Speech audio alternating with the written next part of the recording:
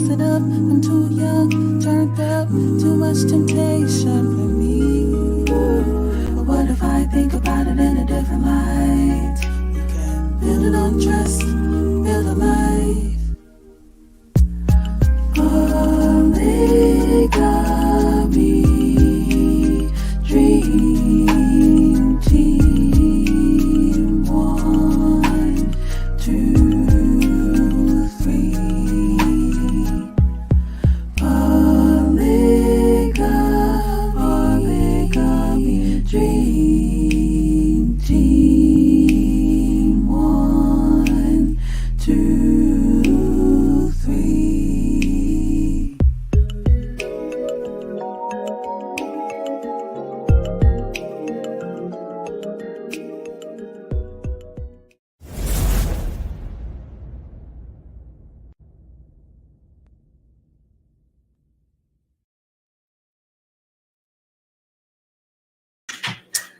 What's y'all for tuning in? This is the pilot episode of UNaPOLYgetic. We are the podcast that demystifies and allows access to ethical non-monogamy. Emphasis on the ethical. Emphasis on the ethical, and essentially we are making poly palatable. I'm your girl Air Bear. This is TZ Man and Des. True word skill. Y'all will figure out what you want to call me. To start off, we're going to introduce ourselves. Again, I'm Air Bear. I am your manic pixie dream girl, just trying to get through this thing we call life until I take my rightful place under the hill with the Sealy Court. I read, cosplay, and I'm an executive producer at HNIC, Head Nerds in Charge. Check us out. And I recently became a mom to the most beautiful little girl in the world. He donated his baby gravy to me for that. So, you can follow me on all social media at Air Bear. That's Air, HEIR _ Bear, BEAR. And next up, I'm going to introduce my boo baby and sugar daddy, TZ Man. Yo, what's up, everybody? It's your boy TZ Man. I am a father, partner, uncle at times, activist, entertainer, and another EP with the wonderful Head Nerds in Charge network. I'm just kind of a troublemaker and breaker of rules in general, which is a good way to find yourself in a polyamorous space. Indeed. Because rules are made up. Only do the ones you agree to. That brings us to True. I generally follow rules, especially when on camera. I'm True word skill. Also, Deswan, again, pick which one you like. We'll move on from there. He's a Gryffindor. I'm a Griffin Claw. We're not going to get into Harry Potter yet because that's going to take a whole lot of time. We're not going to talk about that. Just a big black lady, poet, writer all around, lover of words, inspirational speaker, knower of things. They call me Wan Chiton. Yeah. Shout out to Avatar. Y'all can find me at True Word Skill on Instagram and other places eventually, but I'm still setting all that up. I am not a public figure yet. We're going to work on that. Y'all make this worth my while, and I'll put myself out there. All right. We're getting there. That's Bruno crawling around. Yeah. There. You will see Bruno. We don't talk about him, but he's usually wherever I'm at. Yeah. He's a horse who thinks he's a dog. That's what it is. Indeed. Somehow none of us mentioned that we're poly people, but yeah. Guess that's why we're here. We're all polyamorous. We all follow ethical non-monogamy in some way, shape, or form. We're in different types of systems, dynamics. There we go. Disclaimer: my relationship with the English language is strained at best. I speak a lot of Asian languages, so you'll see me slip up a little bit, but I know the words. They'll help me out. But all right. So to start off, I guess, what is ethical non-monogamy? You know, or you guys want to talk about ourselves first? Well, the people that are tuning in for the subject more than us, most likely. So let's do a breakdown, kind of the systems in place, or I guess the overarching things underneath the umbrella of ethical non-monogamy. Right. Baseline definition of ethical non-monogamy is relationship styles that involve more than two people, in which all parties are consenting and agreeing, and moving in respect to each other's boundaries. Underneath ethical non-monogamy, there are all different types of relationship styles: polyamory, polygyny, polyandry, swingers, Mormons. That's a religion with other stuff. Yeah. That's definitely in the polygamy kind realm. Of circle of the Venn diagram. I know that's what a lot of y'all think about when you hear polygamy or polyamory, and these are two very different things. We'll get into that delineation next or later. Yeah, and in all these practices, of course, communication, respect, love, and a level of devotion are all type of required to self and to your others, which is where a lot of the similarities lie. So we're going to be breaking down kind of the Venn diagram of all of these things throughout the course of the show, where they overlap, where they differ, and how you might help yourself to kind of identify if you align in one of these spaces or would like to know more about it. At some point, I want to bring in, the meme with like, it looks like a shopping mall diagram with all the different colors and overlap. Because it's silly, but there are so many different types and ways of things. That's why it's ethical non-monogamy, because it's everything except monogamy. So, everything except just you and somebody else. So, for instance, polyamory, which is what I participate in, what I identify as a polyamorous person, that really just means intimate relationships with multiple people at the same time, as opposed to polygamy, which is what you guys, what a lot of people hear about. That involves marriage to multiple people.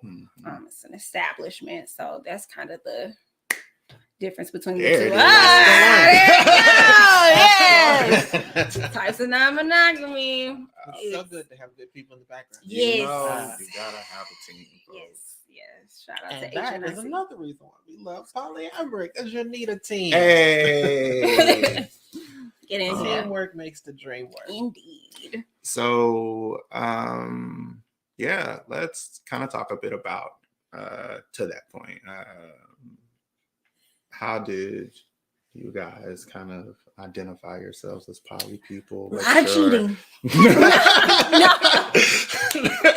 I mean, a lot of times. Okay, so we're gonna be real transparent in this, because getting from whatever you were brought up in to where you're healthy, happy, and natural is not always a clean transition. Yes, sometimes you do some little fuckery, little gray areas. To quote Morgan Freeman in Shawshank Redemption, when speaking of Andy Dufresne's escape, sometimes you gotta crawl through 500 yards of human shit to get the freedom, and you'll still come out smelling like one. Yeah. So, for me, I, was obviously brought up in a traditional type setting, and I found myself having multiple meaningful relationships and always feeling like I wasn't being true or completely 100 with all parties involved.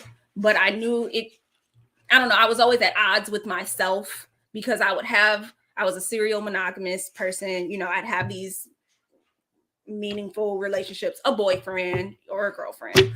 And, I would have other relationships, but I'd be like, they kind of blur the lines, but I feel wrong because I'm supposed to be dedicated to this person. And honestly, through coercion and manipulation, I ended up having a poly experience, but not in an ethical way. And just through my very toxic experiences, I started doing more research on, how could this be healthy?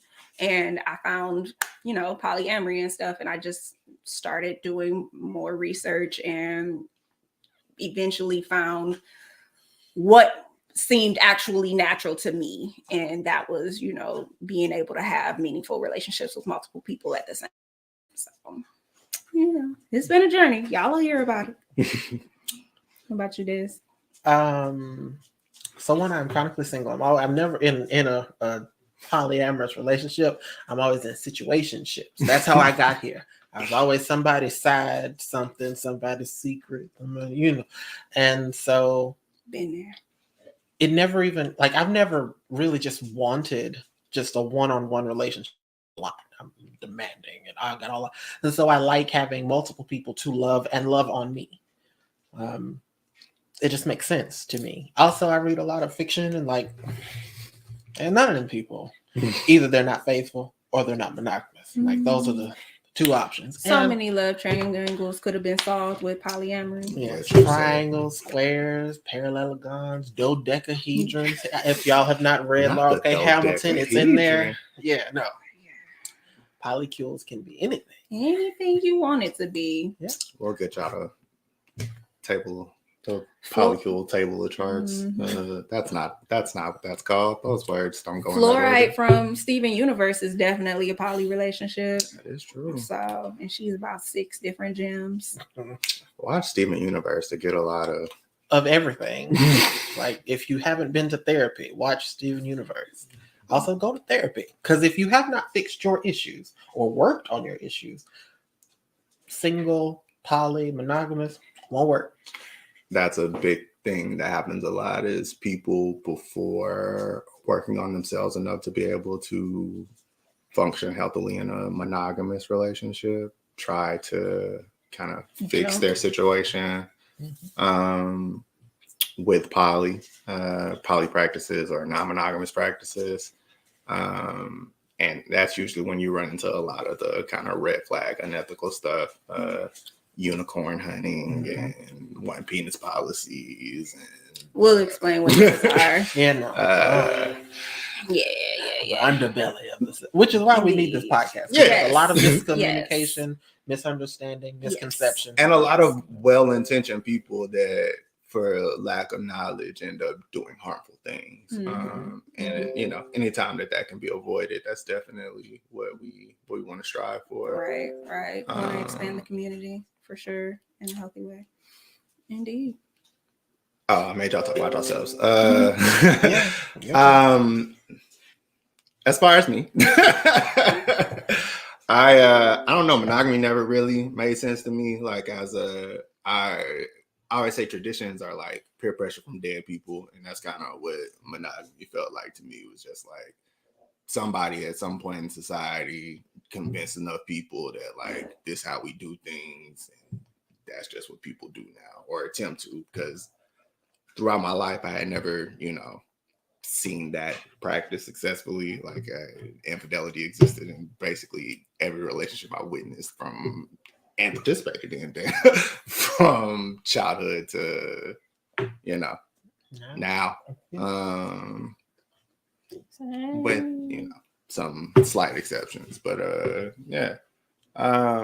so I would, try, because grew up in the buckle of the Bible Belt, was a good Christian boy, and wanted to do the appropriate things, the right things. So, a lot of long-term monogamous relationships that would kind of fizzle or reach their transition point, or have accomplished the lessons that needed to be learned and the time that they were in, and would move on. Usually still maintain good energy, good connections with whoever I was, moving on from. In between those relationships, would usually have some type of, rotating team of new friends until new friends. One of the journeys we're going to be on is getting people to say the thing. Call a thing what it is. Because words mean thing. That wasn't your wasn't your fucking friend. He had a rotation of.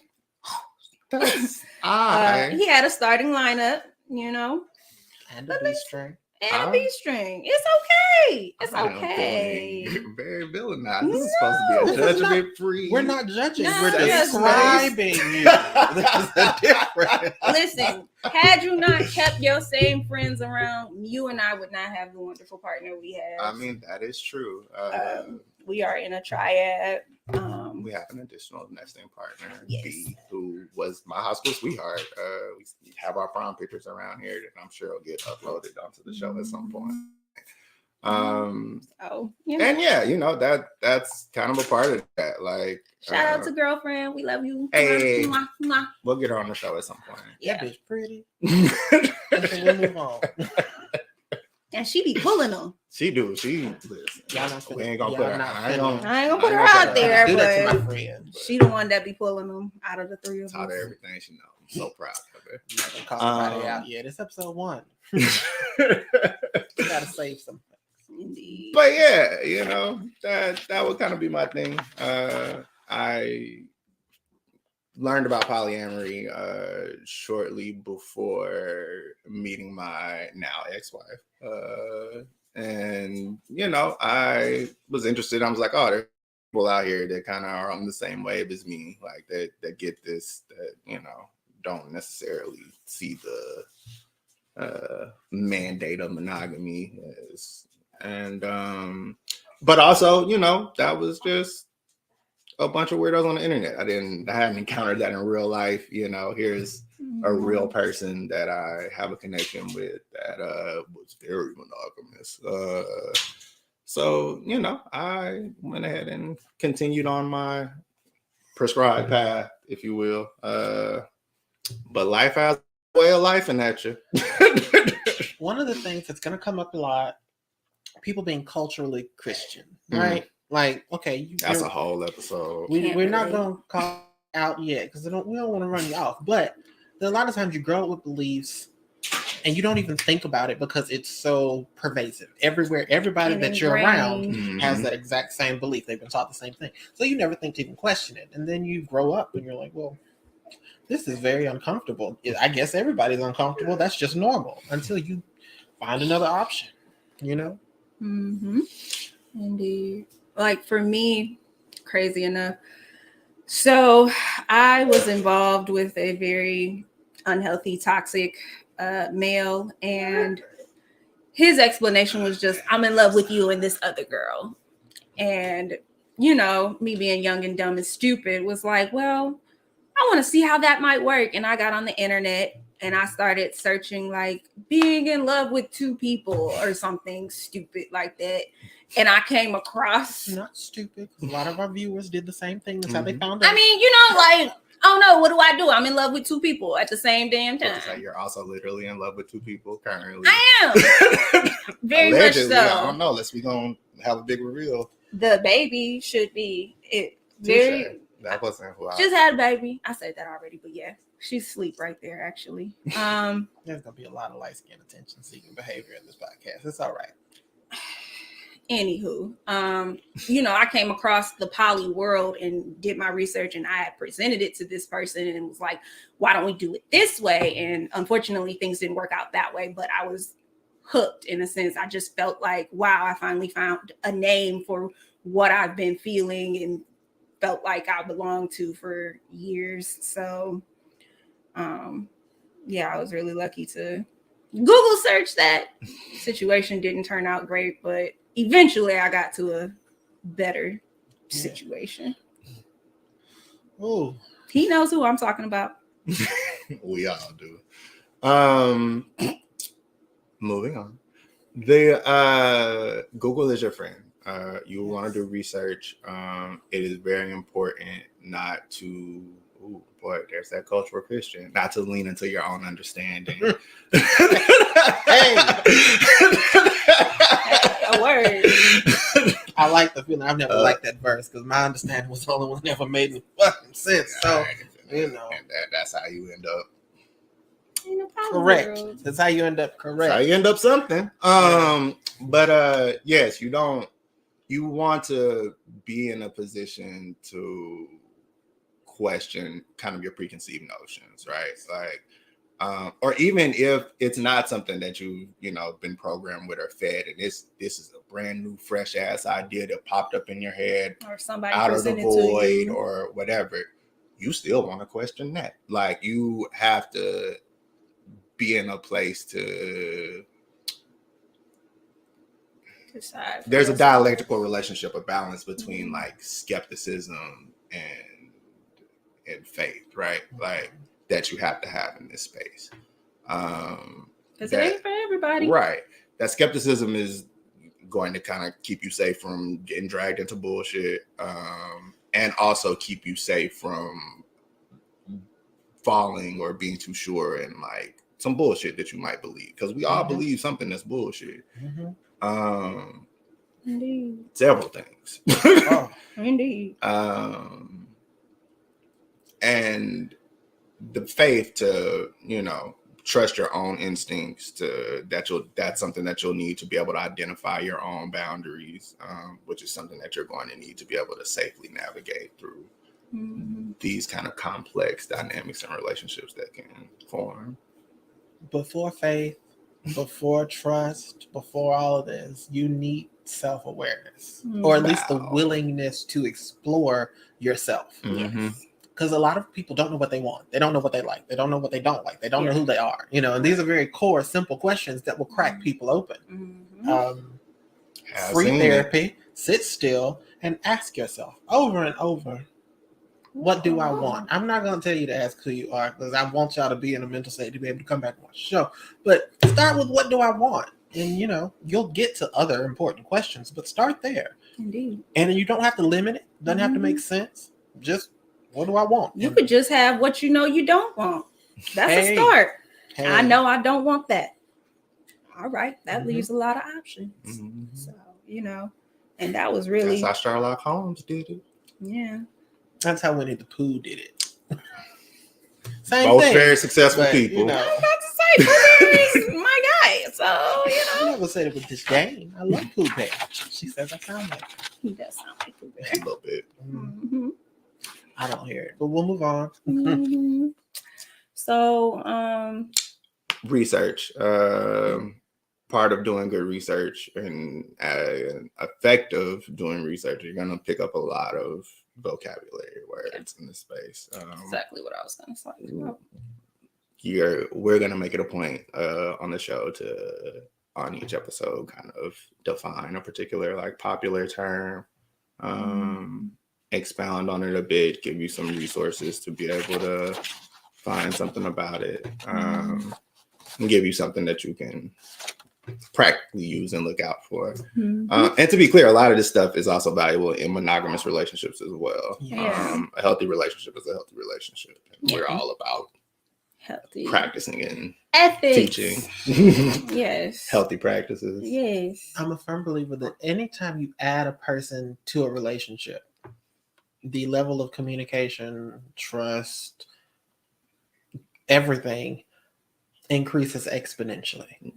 And that's with multiplies. each person. Exponentially. So your relationship with yourself, that's your start. Then you got another person, increase it by that much. And then another person, you got this massive amount of past you got to work through. Massive amount of personality you got to work through. Everybody's got trauma. Everybody's got wants. Everybody's got turn-offs. Like, it takes a lot. And if you don't want to do the work, and you have to cultivate each individual relationship.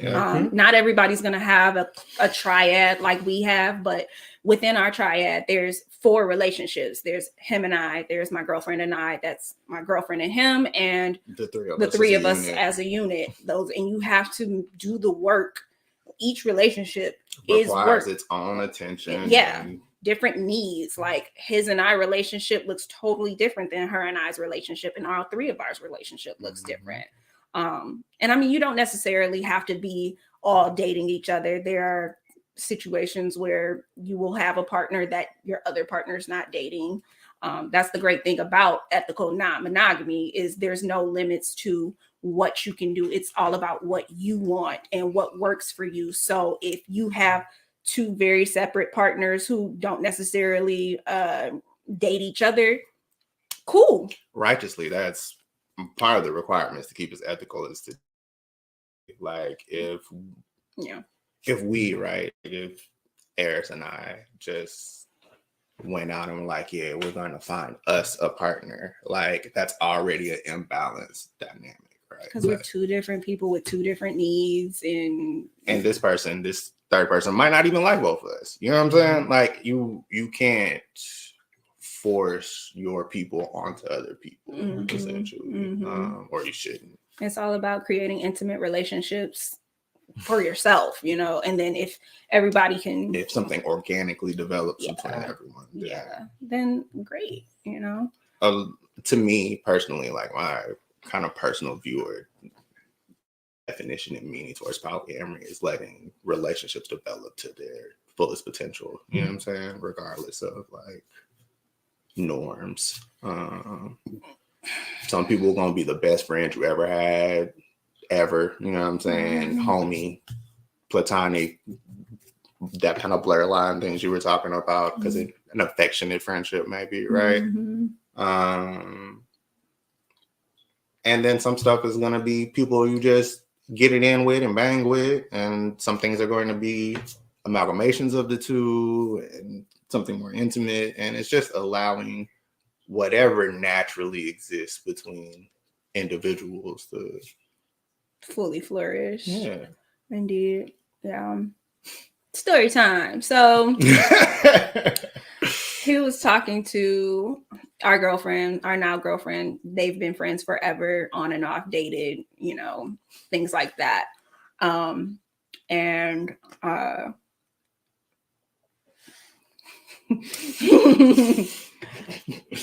She saw me and was like, who is that, you know? And she became my friend, and, like, completely separate of him and I, or whatever, her and I just formed a connection, and we started dating on our own. And down the line, you know, once he became, well, you and I were dating at this point when y'all met, or getting to that point anyway. Yeah. The timeline is blurry. It's all right. Long story short, like, each individual relationship formed on its own, and we just happened to all come together. Like, her and I liked each other on our own outside of him, and we do our thing outside of him a lot of times, honestly. Chilling. Because I'm at home with the baby and the puppy. Yeah, we want to go out, we hitting the bar, we doing things in life and stuff. And so, you know, that's what he was saying, like, things develop organically, and that's what you want. Like, even to our relationship, like, this was my homie. We were my bestie right here, bro. Just friend. The first day we met, I didn't like him. Yeah, we were doing a good job, packing pills or something somewhere. I showed up late, which infuriated her to no end because she's Hermione Granger. He looked very lazy. And then we got in trouble for talking to each other too much. Like, we still were working faster than everybody else. But, I mean, it's quite efficient. Yeah. It's been on and popping ever since, though. Like, yeah, no. This is my ex boom boom. We go back like 2 flats in a Cadillac. Like, you so Detroit. A little bit. I mean, we say that back. I don't know folks that say that back in the South, but I love Cadillacs. My granddaddy sold Cadillacs to his entrepreneur friends, and I love Cadillacs. Entrepreneur friends. Hey, man. I respect small businesses, both organized and this. We're keeping this podcast felony free. And so we don't know anything about anything. We don't even drive Cadillacs. I don't even have a driver's license. My whole family drive Cadillacs. What you mean? You're missing the point. Oh. Okay. What's next on our notes? We were talking about vocabulary. Yeah. What's our favorite vocab words?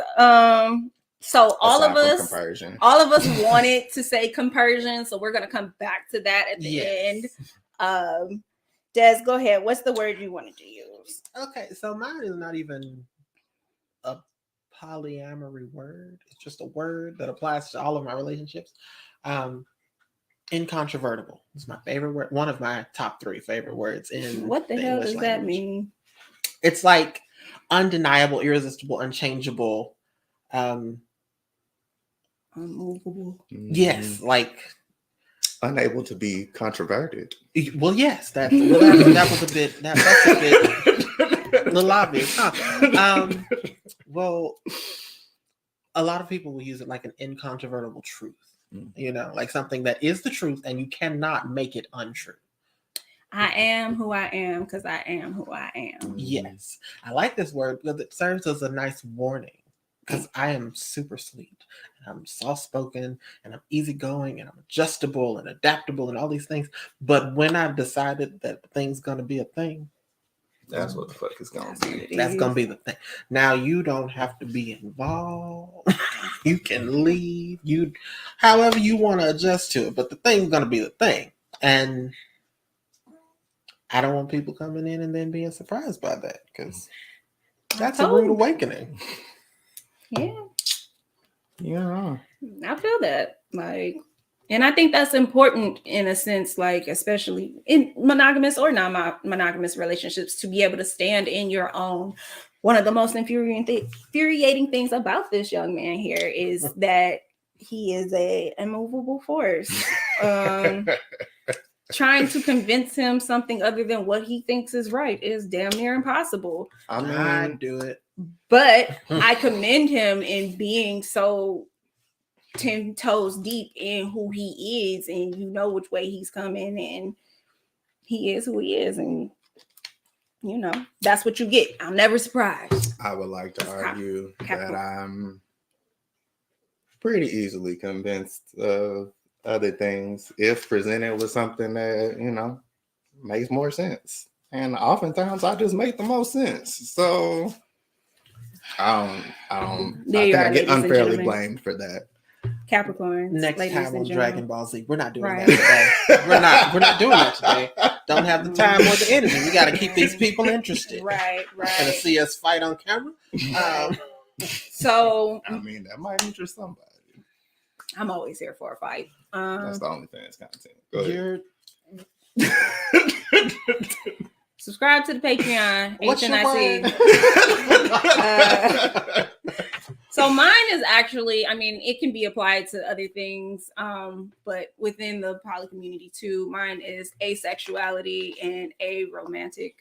Gray sexual. Or gray sexual, yeah, because you know, a lot of times when people talk about ethical non-monogamy or polyamory or whatever, they think, oh, it's just about the threesomes and the sex and stuff like that. And it's like, no, baby. Actually, one of the things I love about being poly is the fact that, you know, I live in a very ace space. I find myself forgetting that sex is even a concept. And the fact that, you know I have partners who are not the same way, but they are able to have other partners to satisfy those needs that I ain't really too concerned about. You know what I'm saying? I can be like, listen, I ain't feeling, go over there with your other friends and do that. Because, you know, and that doesn't put me in the position of feeling pressured like, oh, it's just me and them. And I know they want to do this, so I need to do this, even though I don't want to do this. And it's, you know, it's just, it eliminates a layer of obligation or feeling obligated to feel a need, because I feel like, you know, in life, different people bring out different things in you and different people fulfill different roles in your life. And I might not be fulfilling the sexual role. I mean, sometimes I'll be feeling it, but I mean, I ain't get this baby out of nowhere. He'd be feeling it if we're gonna be lit. Also, a thing I want to point out: she's very sexy. That does not mean that she always wants to have sex. And a lot of people who are on the asexual spectrum are often vilified for that. Like, that doesn't mean that a person doesn't want to be attractive or feel desirable. It doesn't mean they don't want to have sex. Yeah, no. She's also allergic to clothes, so that is true. If I could be naked, I would be naked all the time. But, you know, society. But that doesn't mean I'm actually trying to engage in coitus, because I got ADHD. That's so many tasks, and anywho. my word is asexuals and aromantic, because also, you know, you could be sexuality and romanticism Are both spectrums, and you need to figure out where you land on those as far as how you feel about romantic relationships and your desires and your needs in a romantic relationships and versus your sexual needs, because they're vastly different. And that'll also vary from relationship to relationship. You're not always equally attracted to everybody, not always in the same ways. Like you just, and that's the thing. It's not about what's required of you for any given label. There's a million labels. It might work for a while. You may find yourself shifting into something else. That's okay. It's People not a change. competition. I was gonna say the wild thing about people is we tend to change over time.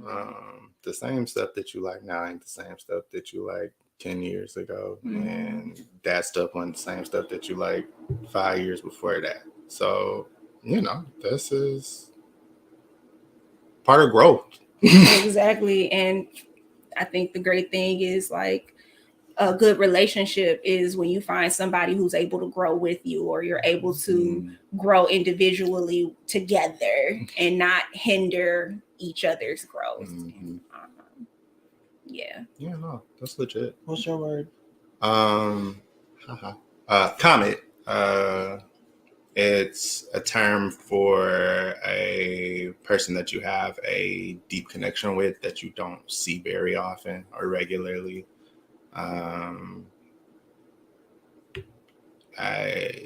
It's kind of the summer love thing, you know, when you kind of go out of town or out to camp and you meet that special somebody and you have that summertime fling, and then you go back home and, you know, that person's just kind of always there in your mind space. And if you happen to catch them on the next summer or every other, or, you know, then that's great. You have that. When you're together and it's popping. like vacation bays. Yeah. I'm trying to get a vacation bay.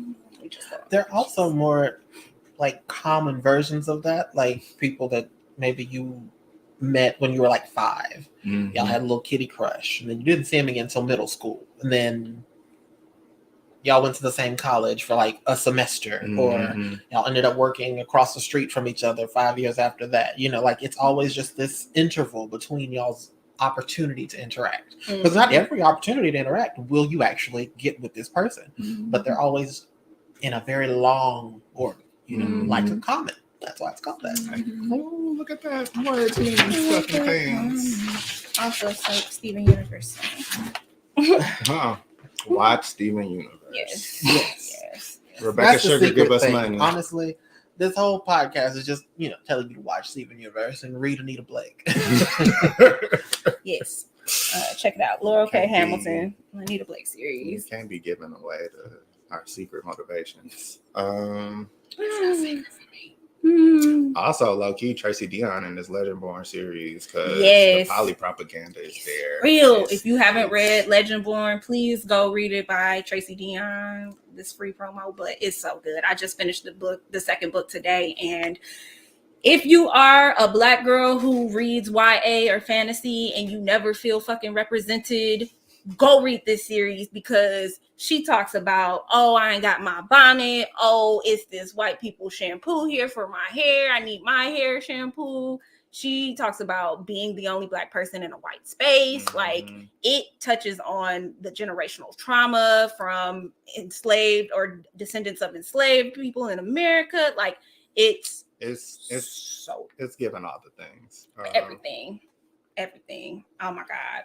And it's good twist. If you're not a Black girl who reads YA, yeah, that too. but you've seen how Black girls in stories are portrayed, one-dimensional, let's go read something different, a little better. Yeah, you know? that'll give you honestly, if you've ever been the only Black person in the room for any reason ever, go read this book, because it's real. It's so great. Anywho.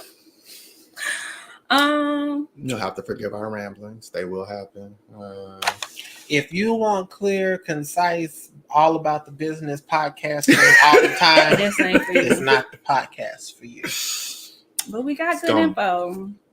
as long as you can keep up with the tangents. I got some They history for y'all. ADHD. I got I'm about to tell y'all some history. So the word polyamory actually was coined in the year 1990, I believe. It actually stemmed from the word polyfidelity, a hippie commune basically in Southern California was living amongst themselves. They had multiple meaningful relationships that were committed and technically closed. And when I say closed, that means like sexually faithful to one another. And it kind of evolved from there because they weren't necessarily married, where polygamy is marriage, but they had still very meaningful, intimate relationships. And that's where from polyfidelity, which focuses more on fidelity and faithfulness and commitment to one another. Because you can still cheat in these non-monogamous relationships. Sure can. Hey, we're gonna have a whole episode on that because people always on fuck shit. Always. People will find a way to cheat. Anywho, shout out to my ex. But yeah, so that's kind of where it started. It's kind of a newish term, but you know, words evolve, and English is a amalgamation of BS. So, English is 4 languages in a trench coat pretending to be one language. so you know, it's actually Latin. You're Latin. No, I'm not actually. Too sure. So where we want to go from here, you guys? I'm a big fan of the flow. Like we started with the words and the history. I want to make sure that people are aware of this because we've mentioned it, but I want to separate. Polyamory is not polygamy. I know that's what you think. That's what you've heard. That's what you've seen. That's all you see on TV. We're not about the oppression or control of women or anybody for that matter. If somebody's trying to be in a polyamorous relationship and they're telling you that you can't do this because I'm in charge, or it's just none of that. That's not polyamory. It's some form of non-monogamy, but it ain't ethical. Not ethical. Indeed. Polyamory is about intimate relationships with multiple people at the same time. And I'll keep going back to that. Polygamy is marriage to multiple people, specifically polygyny, which is a man married to multiple women, as opposed to polyandry. Polyandry, there it is, which is a woman who is married to multiple men. One of these is way more common. One of these is legal in a few states or countries. A few states. I don't know what the countries are. I know there are, but I don't Saudi know Arabia, hella Qatar, countries that allow I just don't know which one. polygyny, which is a male having multiple wives, but they do not allow polyandry, which is a woman having multiple husbands. There are no states that recognize polygamy officially. There's a couple on towards the west that overlook a few things, right? But we're working towards inclusion, one step at a time. I guess. That's the purpose of content like this, right? Yeah, like we want to put the message out there, give people something else to see, learn from. Like it's not just. And debunk the BS where you just see a dude who wants a harem essentially and doesn't allow his partners to have other partners. That's usually called a one penis policy, where a guy feels like he can have multiple women, but those women are only allowed to be with him. That is not ethical. We don't condone that. Even if he allows you to be with other women, but not men, that's still a one penis policy. I mean, if you're just not attracted to men, I get it. I get it. I'm gay. I've met men. But if that's not your choice, it's not ethical. Indeed. We never define compersion. Oh yeah, let's come back. This is a big word. So, okay, you go first. What's compersion for you? Why you always make me go first? It's fine. All 'Cause it right, makes you ladies first. uncomfortable. She likes to torture me. Compersion is being happy for someone else's love, like seeing the love of your partners or a partner with their partner, and you get that good loving feeling about it, like Warm and fuzzies. yeah, like she's got a. I was gonna steal her definition, but I'm gonna let her have it, and then I'll applaud it when you give it. So you go ahead and give it. Okay, for me, compersion is joy from another's joy. And in that sense, it's when you see somebody you love being happy and it makes you happy. Your happiness is my happiness. You know, when I see my two partners together and how their little eyes light up when they look at each other, it's Thank you. It's really cute. It's really cute. Because we're working on issues. Yeah, you know, I get the warm and fuzzies because I care about both of those, and to see both of them happy because of each other, like it just compersion. And they always say it just that, like that. They always say it like that. Like, they sound like oh, I'm showing my age. The unicorns, Charlie and them. What was it? Charlie. Oh my God! How old am I? I know what you're talking about. This is from the beginning of the internet, back in the 1600s. I know what you're talking about. I missed that day. That was back there with the badger mushroom. Yeah, no, I'm old, people. It's fine. That song back there. It's fine. Snake. Compersion is anti-jealousy. Is how I look at it. It's essentially the opposite of like getting jealous feelings. It's, as Air Bear here said, joy from another's joy. The whole time she was on the HNIC live show the other night, I could tell she was having a really good time and enjoying herself. And I just felt so good inside the whole time because she was, you know, happy. Don't be like that. Which goes to my point that it doesn't have to just be about like seeing your partners with other people. It's just joy that they experience makes you happy. Find you somebody that believes in compersion, because people that like seeing you happy tend to do things that make you happy. And like for me, the true definition of love is like, oh shit, I just drew a blank. Can I step in right there? Yes. Go ahead. I love in a way that makes me happy when I see good for that other person. It may not even include me, you know, like if the thing that makes you happiest is being over there with that person and that's just y'all, I'm so happy for y'all over there. Yeah. Bless you. Good job. Yeah. And, you know, if you're not there, that's understandable. I know a lot of people who are like, I got jealousy issues, I'm insecure, but please acknowledge that that's not good. Like people are just okay with, oh no, I'm insecure and I'm jealous. Because people think that jealousy is a show of love, and that's not what that is. Mind you, jealousy happens. It does. It's natural. That's cool. It's also a secondhand emotion. Jealousy is always in response to another feeling that comes first. You're jealous because you feel abandoned. Secure. You're jealous because you don't feel secure. Like you're jealous because you know something is triggering something else, right? Like there's you feel like you're lacking, whatever. And it's important to like go beyond the feeling of jealousy to acknowledge that root cause, and that's again whether you monogamous, non-monogamous, or other. I'm finna cut your feet from under you because a lot of people do this in their process of learning. Once they figure out that there's got to be something underneath the jealousy, they won't admit the jealousy. It's still there. It's just like anger. Like there's always something underneath your anger, but you're still angry. You're still jealous. It's okay. But that's the area. What's under. Well, you got. I'm just angry. You got chemical imbalance. This is a hot potato here. Thank you.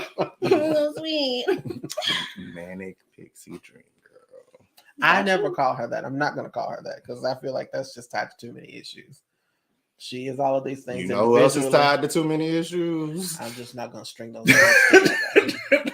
feel like it's casting a spell that I don't want. Because you know what I don't need in my house? Listen, the Fae have abandoned me. You're safe. They don't want me. I gotta wait until I'm Evelyn's age to be brought back to the fold. Y'all I are guess. silly. We'll drift off into lots of like book lore that y'all haven't read, and that's okay. And if you have read, let us know. Always let us know. Yeah. That's another thing. Well, I guess when we get the official pages out, we're going to be looking for listener letters if there's ever anything we'll have dropped in our show notes here where to contact. We want to know your questions. We want to answer your questions. We want to demystify the world. Because I mean, like, and I'll say the number one thing I hear is like, so you don't get jealous. And it's like, one, everybody experiences jealousy in some type of way. It's how you respond. And navigate that jealousy that determines how your outcomes go. Because I've had times where I felt like you paying more attention to them than me, but I haven't voiced my needs. And so that person doesn't know I need what that other person needs. And it's all about communication and things like that. So like, yes, I find myself having moments.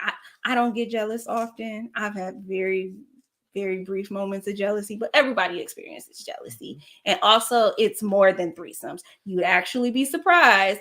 The sexual part of ethical non-monogamy is a very small portion, at least for me.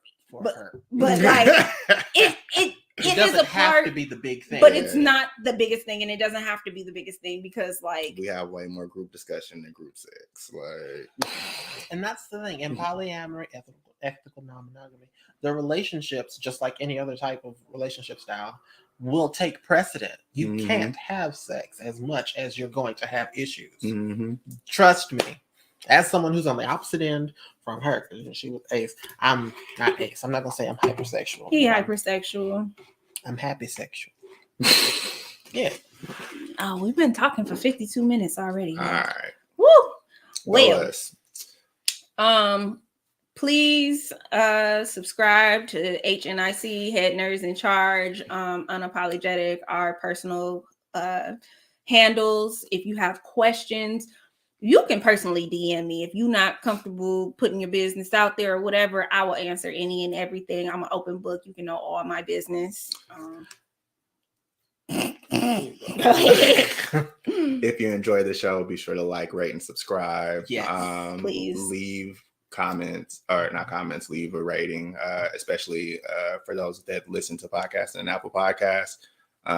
Ratings and reviews are how you get things seen. So if you want to support the show in a non-monetary way, that's the best way to do it. Indeed. Of course, if you want to support in a monetary way, we got please that do. too. You know, you bless us how you want to bless. Indeed. We will be back with more, hopefully. I like structure, so hopefully more structure, more vocab words, more crazy stories.